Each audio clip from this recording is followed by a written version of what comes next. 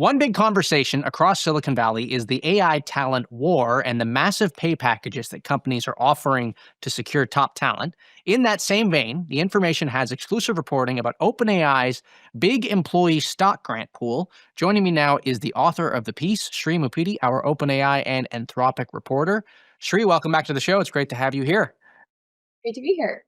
So I'm going to read the first sentence of your story that you wrote and reported. You said OpenAI last fall set aside an employee stock grant pool worth 10% of the company, which was valued in October at $500 billion.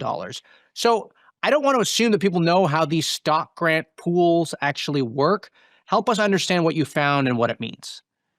Totally. So what it means is essentially there's $50 billion worth of potential stock grants that would go to employees or refreshes to existing employees. And so that's supposed to last over the next 5 years and really shows the extent at which OpenAI is prioritizing, rewarding, and retaining talent. And so how that came about was as part of the restructuring last fall when OpenAI turned into a corporate structure that allows it to eventually go public. It set aside roughly $130 billion worth of the company when it was valued at $500 billion. So that roughly equals out to 26% of the company. Of that 26%, 80 billion of that has already been allocated to employees or former employees. So this is called vested equity. And then the 50 billion remaining is towards this pool that will go towards future employees or rewarding existing employees as part of these refreshes. So that just is a huge amount and is really exciting for a company like OpenAI, just when these AI talent wars are heating up even more and more. So basically, these shares have been created. There's $130 billion worth of shares. They've already paid out or allocated 80 billion, and now there's 50 billion more that you've basically found that they've set aside to pay out in at some point in the future to their employees, depending on how much stock they want and negotiate for. So I think the bigger question that you kind of got at in your story is how does this compare to other companies and how they allocate their stock? Totally.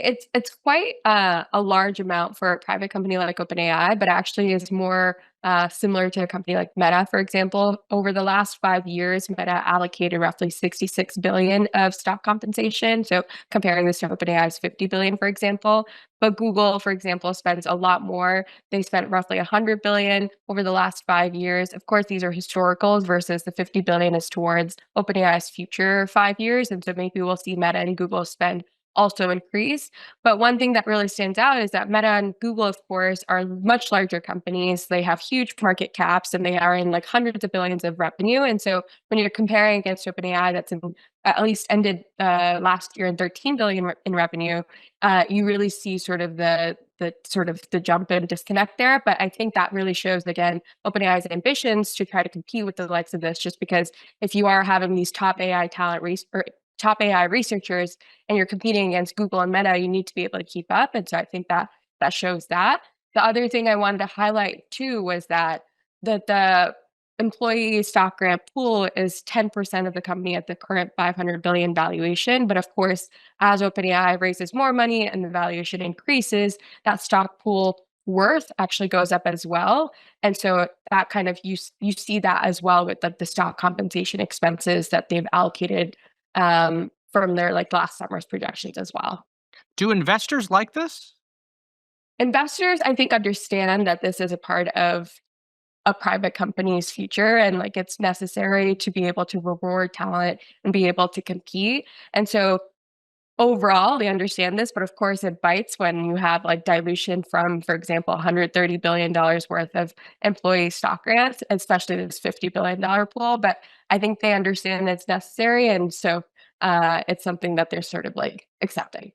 I think it also is a little bit interesting to think about the power dynamic here between OpenAI and investors and then the employees. On one hand, you have the researchers who they are the product in the talent war that everyone is going after. So they have some leverage there. And then you have OpenAI, which, probably has their choice of investors and who to take money from. Although if I think about this, OpenAI needs the money from investors. I guess where this all nets out is I'm not sure who has the power here, but it is interesting to see how all these ripples very much play out.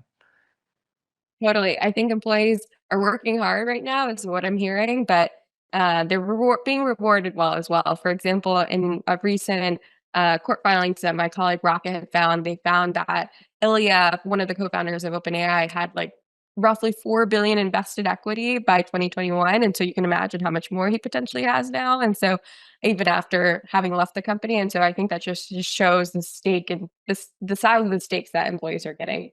Right. Well, I want to thank you for coming on. I trust that there is much more money to uncover, and I think it was some great reporting. That is Sri Muppidi, our OpenAI and Anthropic reporter here at The Information.